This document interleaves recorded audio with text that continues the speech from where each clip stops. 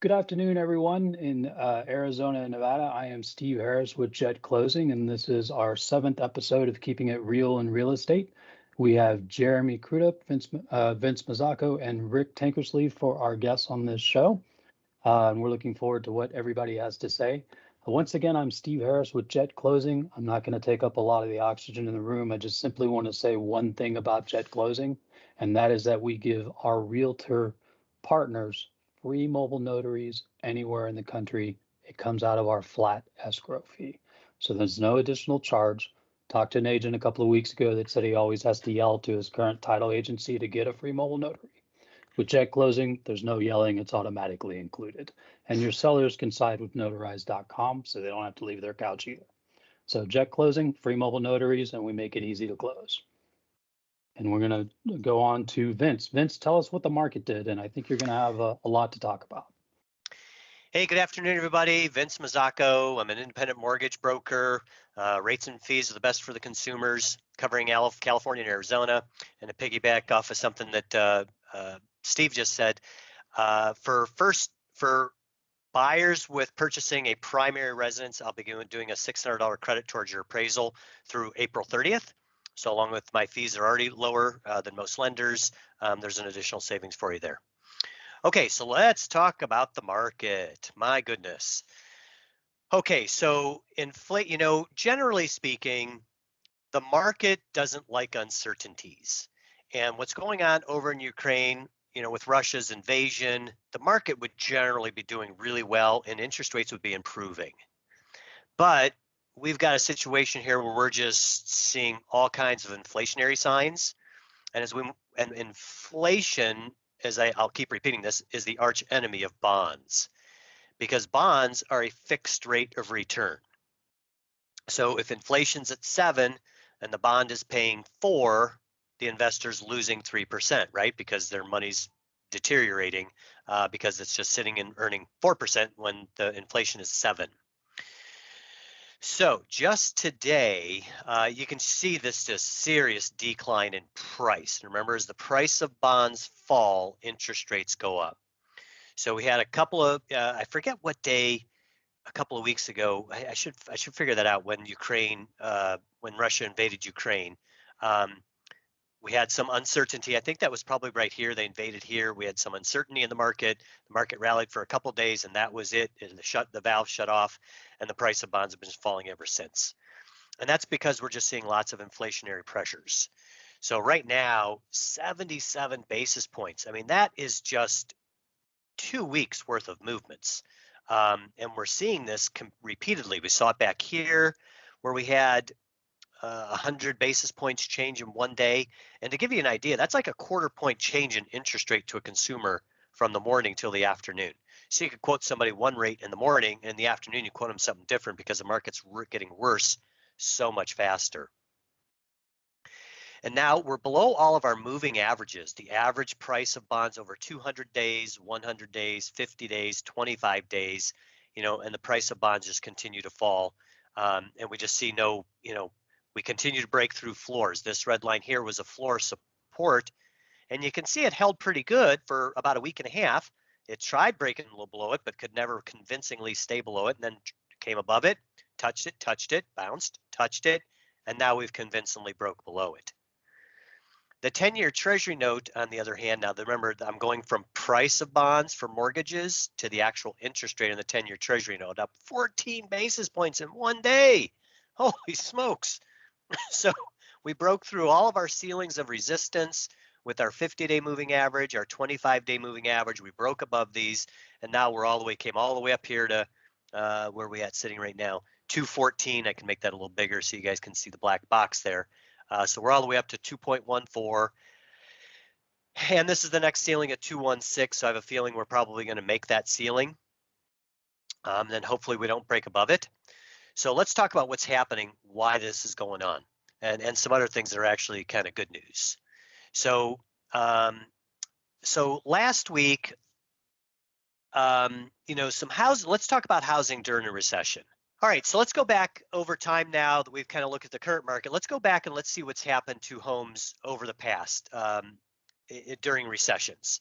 So if we look back to 1960, in almost all recessions, housing prices either remain stable or values increased. Most people think of how the housing collapse of 2008, 9, 10, that whole window, as that's a recession. Well, that was a recession that was a byproduct of the mortgage crisis. So, because back then we were giving loans out to people with 580 credit scores, no income and no asset verification, and we'd give them 100% of the value. So if they're paying 250 for a house, we lent them 250. Now, the problem with these loans is a lot of these people were getting into a loan they didn't realize was an adjustable rate mortgage, or it might have been something called a negative amortization loan. And when it adjusted 2 years later, they realized, oh, wait a minute, I could afford $1,000 that I started with, but I can't afford 2,000. So these people stopped making their payments because they couldn't afford it. And because they had no skin in the game, 100% loan to value, it was no big deal for them to walk away. Somebody say something there?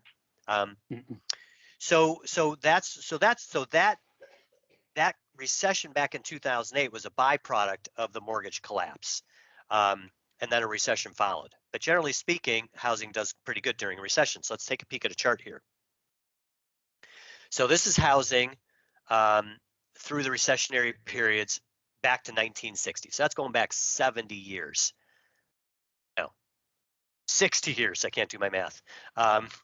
So 1960, prices stayed maybe fairly stable, maybe dipped a little bit, but then each one of these blue lines, these dark blue lines, is a recession. So you can see every recession, the prices increased, with the exception of 2008 when we decreased. And of course, we hit that recession when the pandemic first hit, and look at housing and what it's done since then. So don't think that a recession, this is for all homeowners, realtors, anybody that's involved in housing, a recession to come doesn't necessarily mean that house prices fall. And the reason that generally is because when we run into a recession, interest rates generally fall. And when rates fall, housing prices can have the tendency to get stronger, people refinance, and all that good stuff. Okay, so let's talk about inflation, because this is the other part of the puzzle that talks about a recession. So inflation has increased from 7.5 to 7.9%, and it's the hottest in 40 years, since 1982. And while these numbers are red hot, they were in line with expectations. And remember that this is last month's report, which does not account for the recent spike in oil prices. And as we know, oil goes into everything. Oil's in plastics, and it's in cans, and it's a product that we use on a regular basis. And with that recent spike, inflation may jump a little more. So before the Ukraine invasion, it was looking like inflation would have been peaked maybe next month, but though now it's looking like it might be hotter than expected. Rents rose 0.5% in February and 3.8 to 4.2% year over year. Initial jobless claims were up 11,000, and continuing claims increased by 25,000.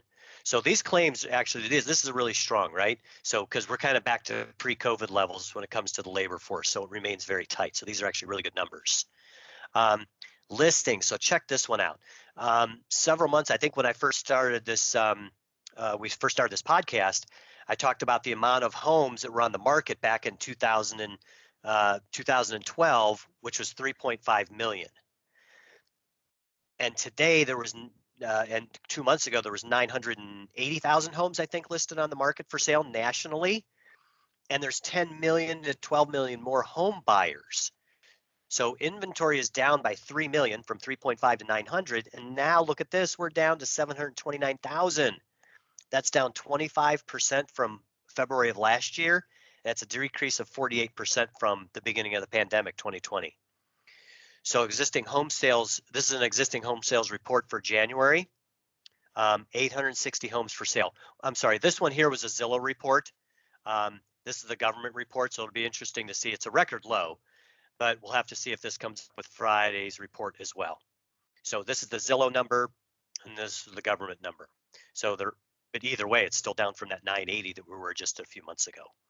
So amazing. Yeah, still amazing. So these inflationary pressures are just kind of overriding the uncertainty going on in Ukraine, and hopefully we can see some stabilization here over the next couple of months. Yep. I think it's going to be interesting seeing how this plays out, because I think that, all the indicators that we have kind of give us a really wavy roadmap of where we're headed. So thank you, Vince, for updating us on that market Yep. update. And as always, you have some amazing information that you give us. So really, really, really appreciate you. We are going to switch over to our nationally award-winning training person, Rick Tankersley, and we all know that the award was given to us by his family, so it's okay. He's still award-winning. It's the equivalent of a Dundee at in the office. So yeah, that's exactly right. We're going to talk a little bit about top producers' attitudes, habits, and skills.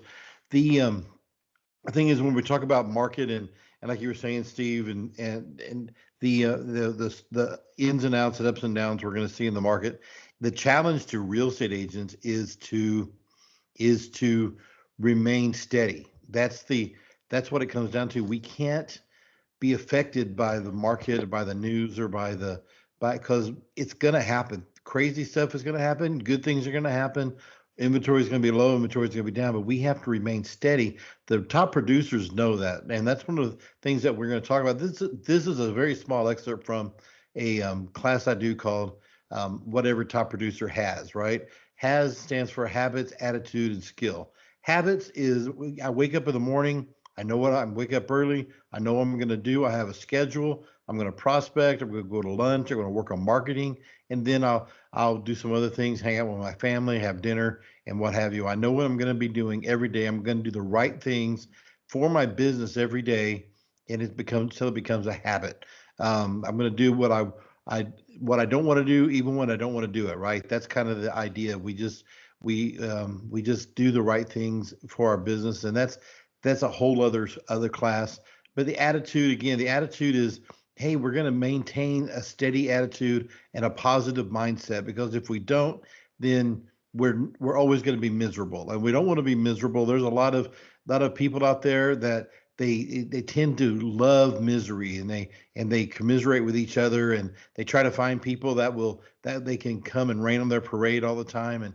And even if I'm not completely 100%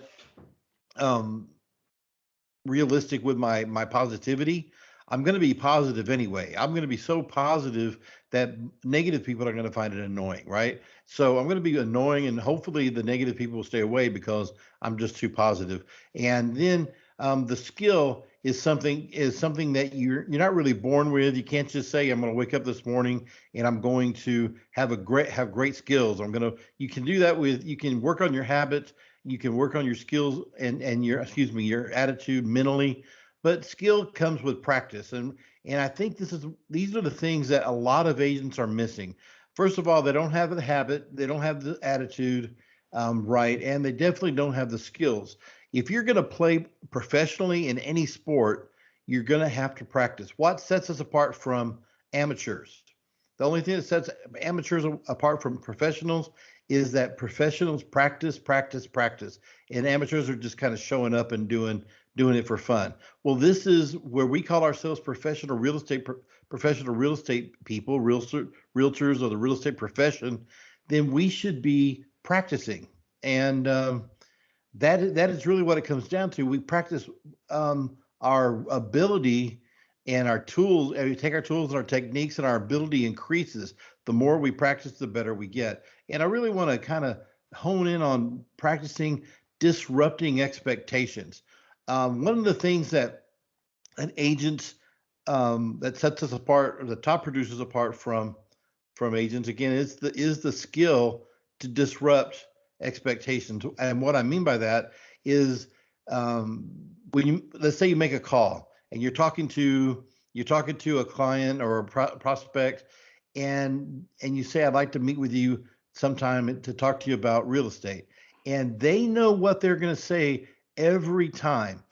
We have been conditioned as a consumer, we've been conditioned to say no. We know how to blow off every sales professional out there. We are great at that. Consumers, when you go to a department store and they say you say, "Excuse me, can I help you?" The consumer says, "No, I'm just looking," and yet they'll leave with bags full of stuff because they were taught that and they've learned that and they practiced it over and over and over. Yet we wing it when we go in to talk to them. So what we have to do is learn things to say and things to do to disrupt their expectation. Because when they say, "No thanks, I'm just looking," or "I'm not interested," they're thinking, "Oh, well, he's just gonna go away." And then when you're not the one who goes away, when you come back and you skillfully disrupt them and disrupt their train of thought and throw them off track and put them on a track that you want them to be on, then you have crossed that line from amateur to professional. So there's a movie that says that I think it was Boiler Room, that there's a sale made on every call. It depends, and you are either going to sell the person you're talking to on what you're selling or your appointment, or they're going to sell you on the reason they can't buy or where they can't meet. So we have to be better than the public, and that's why we have to practice. And what are we going to practice? The way to disrupt somebody when you're and disrupt that train of thought so you can actually jump into the driver's seat. They're driving up until you say, when can we meet, or are you interested in what I'm selling? And then when they say, "I'm not interested," they think they're driving. But now the way to disrupt that train of thought is to say something in a question that makes them think, instead of saying, "Okay, well, please keep me in mind if you need anything." That's what everybody says. Everybody says, "Oh, please keep me in mind if anything ever comes up." Okay. "Oh, sure, no problem. I'll," but the thing is, the minute you hang up the phone or you walk away from them, they throw away your card and you never hear from them again. The truth is, they're not thinking about it. They're just used to, they have a habit of just blowing you off. So what we're going to do, we're going to change that. They say something like, "Well, I'm not interested." You can come back and say, "Well, why aren't you interested? Are you not interested in buying a home, or are you not interested in talking to me?"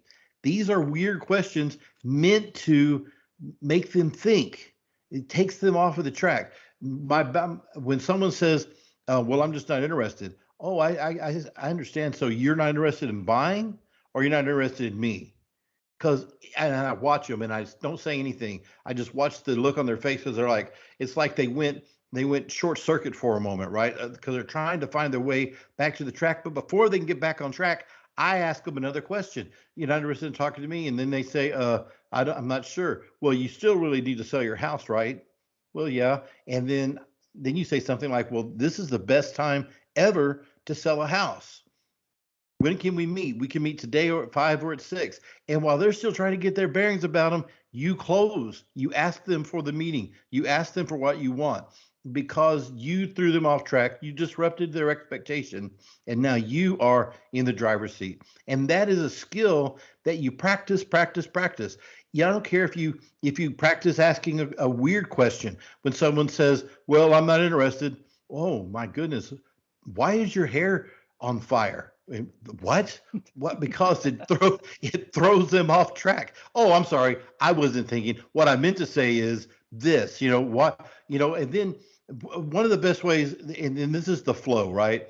Ask them a question. Actually, not a crazy question, but it works just as well. Any question you can say. Well, they say, "Well, I'm really going to wait until the." This is a new one that everyone's been saying a lot lately. "I'm going to wait until the bubble pops or till the market bottoms out."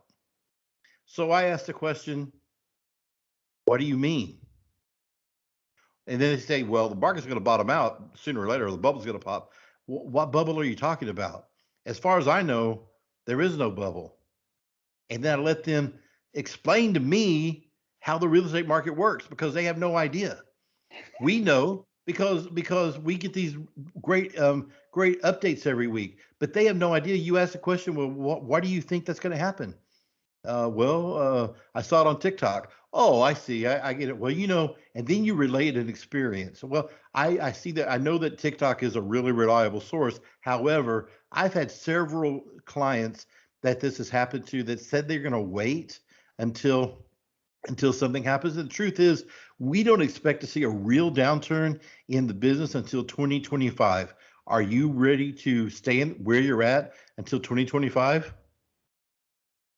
Uh, no. Well, then we should meet today. Meet today at 5 or at 6. And so that's kind of the idea. We ask a question, throw them off track, relate an experience to them, and then close for the appointment or close for what we're looking for. So that is what we're talking about when I say top producers have the habits, attitude, and skills. There's tons of skills that come with being a real estate agent and a great salesperson. We have to learn them and practice them so we can cross that line from being an amateur to a professional.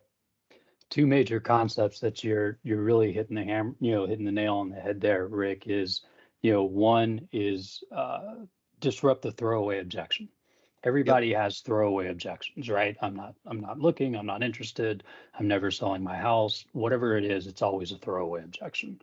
And that's it's the exactly one that right. they've learned to give to everybody. And then the Mm-hmm. second concept that you're really, really talking about is sound different. And Yep, it's one of the things that we talk about in any sales training, and especially when we're talking about realtors. They right. get 20 to 30 to 40 phone calls a day trying to sell them Mm-hmm. something. Right. Whether, it's the mortgage guys that want their business, it's those title guys that want their business, or, whatever it is, they're still getting 20 to 30 calls a day. Well, So yeah, that's true. And the good news is that most of them have no idea how to sell. right. That's the cool thing. And so when the people that do have sales skills, no matter if it's 30 or 40 people who have said have called before, you actually rise above the rest, which is fantastic. I have had people tell me something like, I don't know why I agreed to meet with you. I talked to 30 other people today. So I'd say something like, well, I guess it was just divine intervention or something like that. Just something to show. If it's I know the reason. I know it was because have more skill than the average bear, right? But the truth is, it's they don't know that. They don't realize that they were just taken off track and that we closed them. So I think Yep. that's the fun part about being in real estate, but we have to maintain that attitude as well, right? No matter what the market does, have a great attitude and practice your skills. Perfect. Thank you. Thank you. Thank you so much, Rick. And we always appreciate your training updates on our show. We're going to go to Jeremy. He is certainly last but not least. And we're going to see what's going on in mortgages in Nevada today. Take it away, Jeremy.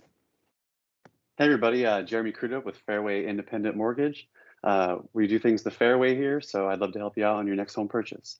One of the things I want to run over today is 25 versus 30, pay it off early. So one of the concepts that people really don't know is that you can actually pay your mortgage off early. One of the ways I illustrate that is by comparing a 25-year mortgage price versus 8-year mortgage price. Obviously, they don't have to commit to a 25-year, but it just illustrates to them the price difference between the two products, showing them that they can get out of the loan 5 years early. Who doesn't want to do that, right? I'm sure in the group we've all had some car loans in our experience where we've paid that car loan off, and now you have all this extra money laying around, right? You don't have that $300, $400, $500 payment anymore. So with mortgages being the majority of what we spend on our day-to-day prices, or I'm sorry, on our monthly bills, you can see paying off a $1,500 to $2,000 a month payment ahead of time can really help people out. So I'm going to share my screen here real quick and go over some of these numbers so it's a little more visual for people. I want to go in here and show you this. I threw a couple comparisons on here. Now, this particular person was having a $450 purchase price. They were actually putting down $200,000 down. So what we see here is a loan amount of $250,000. Now, if you scroll down, you can see the comparisons. The left-hand column is a 30-year fixed right here. Then we have the 25-year, and then over here is the 20-year. The nice thing you can see here is that it's only $300 more per month to pay off your mortgage in this particular situation on a $250,000 loan. If you pay an extra $315 a month, you get out 10 years early, folks. I mean, you turn a 20 or a 30-year mortgage into a 20-year mortgage by a mere $315 a month. Now, if that's a bit too much for you to take on, obviously I like to show the middle road of that. $192 a month gets you out 5 years early. So It's just a powerful tool for people. I can scroll down here a little bit more. You can see the principal paid here in green on the bottom right. You know, your principal paid in 15 years is way more than if you just paid at the suggested price. So it's just a recommendation for anybody. If you're not in the home market now and you're trying to be, pay off that house, or I'm sorry, pay off that car now, right? Get it done early so you can have more money to put toward this. But if you are in a current mortgage, then pay it off a little early if you can. Get done early. You know, as Vince was saying, the market's shifting. You know, inflation's going up. We can't control that. We can't control the rate. We can't control inflation. We can't control the Ukraine or Russia. But one of the things we can control is where we put our money and what we do with it. So just kind of a general concept I wanted to share with everyone as things get tighter for everybody. You know, gas goes up. Sometimes it just comes down to hard decisions. So just to give everybody a little inspiration on that, you know, you can do it. Some of those figures are attainable for a lot of people. I tried to pick a figure amount that was close to a lot of people's rent that we're seeing these days, just so they can see the reality. The hard part for this particular scenario was that this particular individual was putting down 200,000 because they're selling another home. That's more like a second home buyer situation. So first time home buyers, that might not be the same. But that $250 loan amount is on par for some people for the reach of condos and starter homes, you know, in certain areas. Maybe not in our California, Nevada, Arizona area, but it just gives people a good idea to pay it off early and just get ahead. It doesn't take much, a couple $100s a month. Anything helps. I think, you know, Jeremy, I think that's some very, very interesting information. You know, and if you take a 30-year mortgage and you pay it off in 20 years, you're basically saving 10 years of interest. Because that's the only Correct. thing you're doing. You're paying 10 years worth of interest on a home that you don't have to pay because you paid an extra $300 a month. You know, Yep. and when you look at it that way, why pay 10 years of interest? It's not benefiting you at all. And a lot of people just don't know. They don't have they maybe never had a loan officer explain the advantages of that, or they don't even know they can pay early. They just see that figure every month and they're auto paid, or they write the 18 whatever and 26 cents every month. Throw 40 extra, throw 60 extra, throw anything extra you can and just nibble away at that major amount, because whatever that big amount is what they can charge you on interest on. They can't Right. charge you on interest on anything else. You paid it off, they can only charge you on what's left. So just some food for thought there. And a key thing to be aware of is anything that you pay over your monthly amount, that goes directly to the principal, right, guys? Correct. Okay. So, you know, That's why it's so important. if I'm paying $1,500 and I'm in the first year of my mortgage, you know, the reality is most of that $1,500 a month is going to the interest, because you're going to pay the interest off on the loan before you pay the principal with the way these things are structured, right? So, Correct. you know, paying $1,500 a month for 12 months versus $1,800 a month for the first 12 months is really going to put you in a better position, because that additional 300 is going directly to that principal. And every time you can lower that principal, it actually lowers your monthly payment if you get far enough ahead of it. You know, after a couple of years of overpaying your payments, you're actually going to start getting statements from your mortgage provider saying, hey, you don't have to pay this much. You can only pay 1,200, because again, they're trying to keep that interest on that 30-year Correct. note, and they know what you're doing. So there's a lot of information on this, and there's a ton of, you know, great strategies. You know, I know right now with everything that we're talking about in the market, it's difficult to see a way out. You know, Vince is talking about less listings. We're talking about houses going up and everything else. But there really are some strategies that we've presented, you know, of ways to get into home. You know, Jeremy, you talked about buying an ugly home. We have Andrew, our hard money lender, that can do, you know, fix and flips and things like that. You could also buy a duplex. You could buy, you know, a quadplex and live in one of them, you know, and actually get the other tenants to pay the mortgage, you know, or pay most of the mortgage. And then one more thing on, you know, Vince talks a lot about the different changes in the rates. One of the things I'm going to do next week is cover how to purchase points, which a lot of people didn't know that you can actually buy your rate down to a lower level. lot of consumers don't even know that exists. It is kind of expensive to buy points when you start getting in the lower and lower rates, but we'll show an illustration next week on the power of that and when it makes sense. There's a certain time period where the deltas cross, where if you're going to be in the home a certain number of years, it'll make sense. And I'll cover that next week. I think that's a very interesting topic, and I think that'll help go a long ways to educating the consumers. So, well, I appreciate everybody that, has come on and, done some spectacular segments here on show 7. Since right now we've got about, I would say, 10 minutes where we can kind of do a roundtable. So the goal is always the same. Either we're going to educate realtors or we're going to educate consumers. We've talked a little bit about what's happening with the market.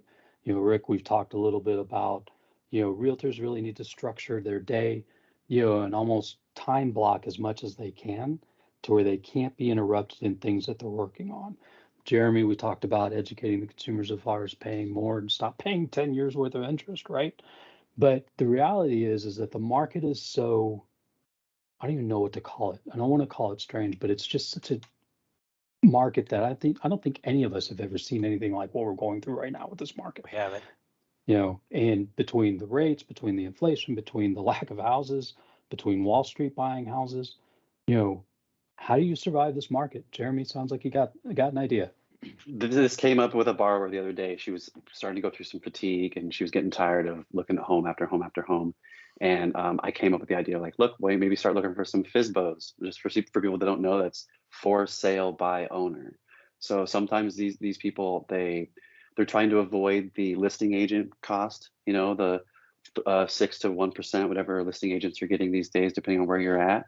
And they're trying to sell their home on their own. Now, it's good for them because they're trying to save as much money, and the market's so hot that they know they'll sell it really quickly. It's just another way to maybe catch some homes before they hit the market. I know a lot of these investment groups and big banks are trying to do the same. They're trying to catch some of these FSBO listings. They're even commissioning agents that if they hear about them to pass the info back to them so they can just get a referral fee for this FSBO that the owner just doesn't want to deal with listing their home. So my solution on that is just look for those. You can find for sale by owner when you're driving around doing your open houses anyway, looking at open houses, you'll see them here and there. And the nice thing is you're talking to the person that owns the house. They'll tell you a little bit more than what a realtor will, because they'll tell you their experience in the home a little bit. So just a little hack there for maybe some solutions. Rick? That's a great idea. Yeah, what we've always talked about in training is FSBO stands for fastest source of business opportunity, because when you actually talk to a FSBO, it's probably going to be 4 weeks before they decide to throw in the towel and sell themselves. You just have to be a little patient, right? They all want to sell. Everybody has big ideas of selling themselves. But I was just looking up the NAR statistics for this last year. Only 7% of FSBO people sold their house themselves. 93% of the FSBOs who put their house on the market actually wind up selling with an agent. And that's probably because another statistic is the typical FSBO sold for $260,000 compared to $318,000 sold by an agent. So those type of things, if you go to NAR, they have tons of great stats that you can use in your sales. The truth is, you befriend a FSBO, you talk to them for a couple of weeks, and then you're top of mind. And then when 2 or 3 weeks goes by, they're going to be calling you and asking you to please get me out of this, because they don't realize what they're getting into. It's a lot of work. Yep. Vince, any ideas on how to navigate this market? It's perseverance. And one of the things that I like to educate my borrowers on is that, hey guys, listen, if you're looking at a $500,000 house today, and let's say for simple math, it doesn't really even matter what the down payment is. And they say, well, I'm thinking of waiting. Okay, well, first of all, what are you going to wait for? And I share these numbers with people. When I talk about the 3.5 million homes listed for sale, now we're down to 729,000 homes for sale. And what are you waiting for? rates are on the rise. Do I think rates will cycle back down when we hit a recession? Probably, but you can't make decisions based on the what if. You have to make decisions based on what you have today. So right now, we cannot continue the 30% year over year increases in housing in real estate in the real estate market. That's just not sustainable, right? But what is sustainable is if we pull back from these 28 and 30% gains to single digits, 5, 6, 7, 8, 9%. So, Mr. Brower, if you're going to buy this $500,000 house today and your decision is to buy it or not to buy it, right? Let's say they get a contract accepted. So your option is to buy it or not to buy it. So if you buy it 12 months from now, if that house appreciates it, let's just say 10% for simple math. I guess we can use 5% for simple math. That's 25,000. It's increased, right? 5% of 500,000. Then 2 years, if it increases another 5%, that house is worth 550.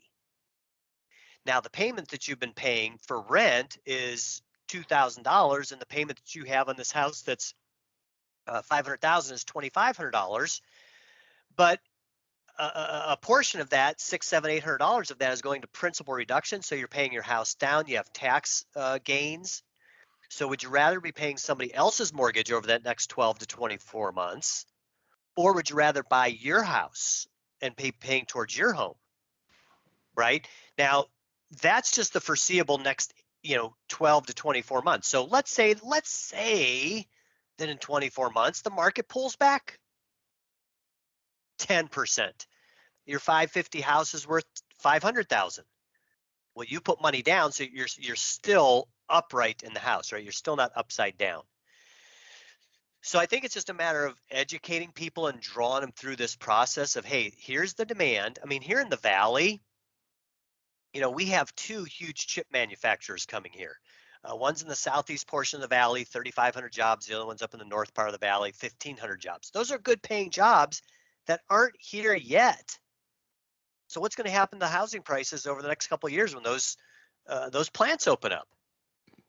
They're going to go up because you're going to bring in good paying jobs that need houses.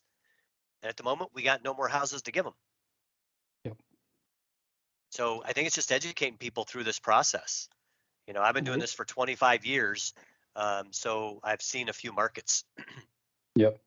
Well, and I think that we're out of time for show number 7. I really appreciate you guys and the content that you put in for show number 7. And it's always a pleasure to talk to you guys. And we will see you next week for show number 8. Sounds good. See you guys. Thanks, guys. Oh, don't forget, like, subscribe, and also comment. If you have any questions, we would be happy to answer them on the next show. So wherever you see the show, please comment. We're happy to answer your questions. Have a great day.